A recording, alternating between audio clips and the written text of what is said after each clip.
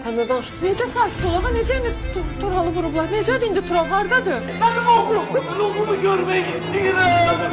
Şehir oğlumu görmek istiyorum.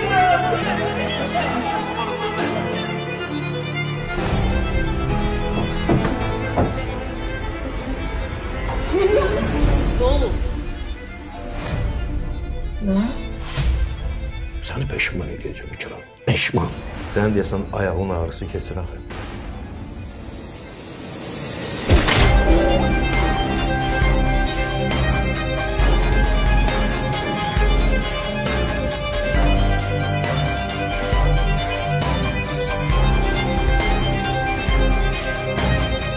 Yayımın baş sponsoru Abşeron Ticaret Merkezi.